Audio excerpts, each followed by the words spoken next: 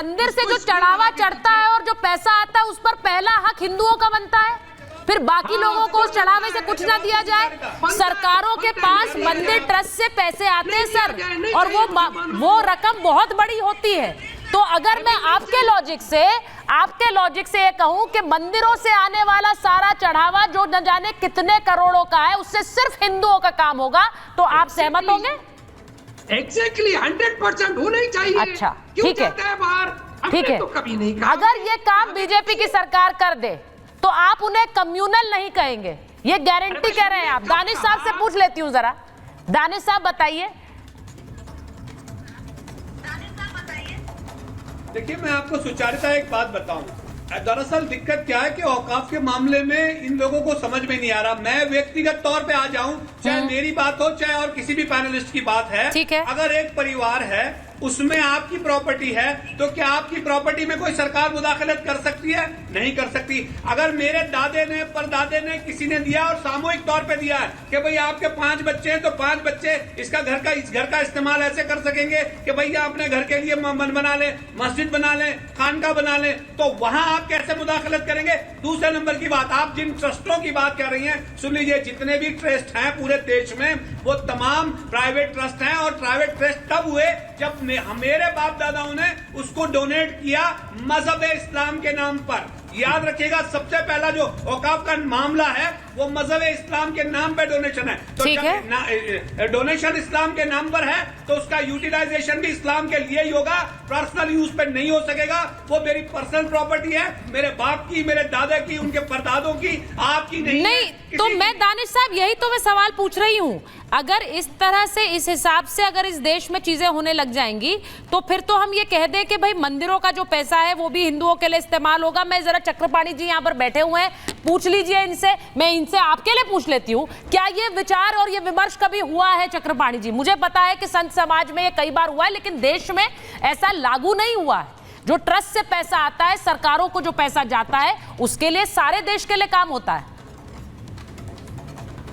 चक्रपाणी नहीं, देखिए, जो आता है पैसे तो जितने भी हमारे मंदिर हैं जहाँ पे चढ़ावे अधिक आते हैं उसी को सरकार अधिग्रहित कर लेती है। हाँ। लेकिन जो मंदिर और आश्रम जो है जीर्ण अवस्था में है, जिसको आवश्यकता है धन की, वहाँ पे तो नहीं देती।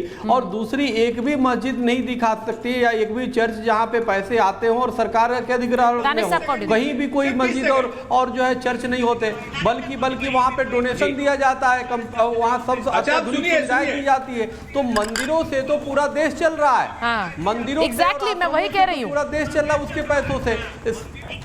हमारे मंदिरों की जो आश्रम, गुरुकुल, सब आप देखिए कि कितने हमारे गुरुकुल। देखिए, मैं एक बयान आपको बताना चाह रही हूँ। सुनिए दानिश साहब, इसको जरा सुनिएगा, फिर मैं गुरु प्रकाश जी के पास जाऊंगी। जी किशन रेड्डी जो मंत्री हैं, उन्होंने कहा कि हैदराबाद में ओवैसी की MIM पार्टी के लोगों ने वक्फ बोर्ड की कई जमीनों पर अतिक्रमण कर लिया है और उस पर कारोबार भी चला रहे हैं। दिक्कत यहाँ से, इस पर जरा जवाब दे दीजिए, फिर मैं गुरु प्रकाश जी के पास। मुझसे पूछ रहे हैं? जी, आप ही से है ना ओवैसी साहब का सवाल।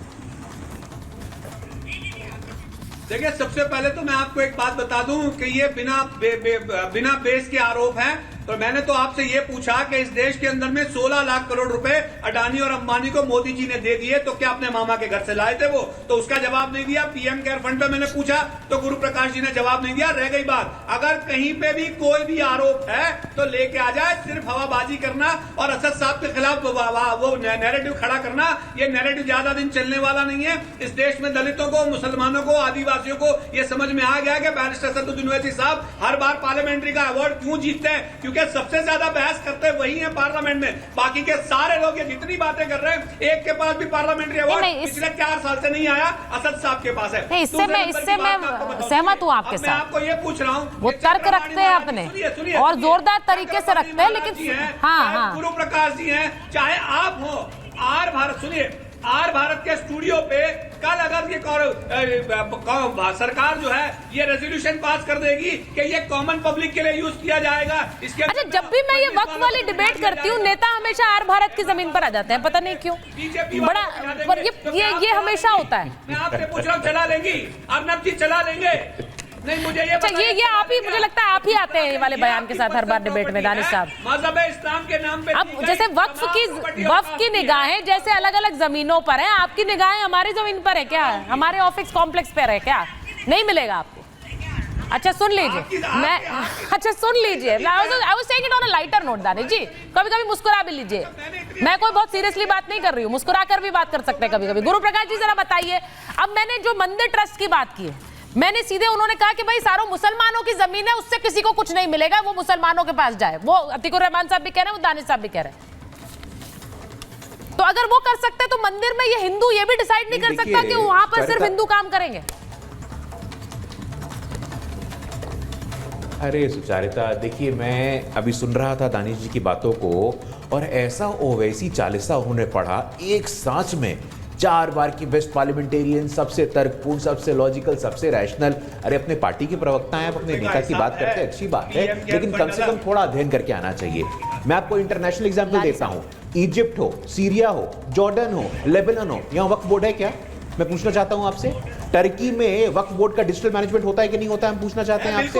अरे वक्फ के संशोधन से सरकार चाहती क्या है? सरकार चाहती है कि 40,000 से ज्यादा केसेस, 40,000 से ज्यादा केसेस हैं भैया, 40,000 से ज्यादा केसेस हैं। इस देश में लोकतंत्र है, संविधान है, शरिया नहीं है। सुनने का धैर्य रखिए, सुनना सीख लीजिए। अब आप सुनना सीख लीजिए। 9.5 लाख एकड़ जमीन का सरकारी नियंत्रण होना चाहिए साहब। ये वक्फ का जो संशोधन है ये कॉन्स्टिट्यूशनल है, ये कॉन्स्टिट्यूशनल है।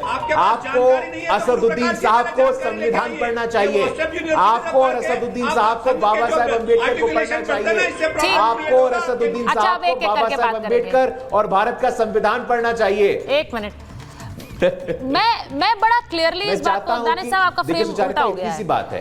हाँ बोलिए बोलिए, कंप्लीट करिए। सुचरिता 10 सेकंड बोलिए बोलिए।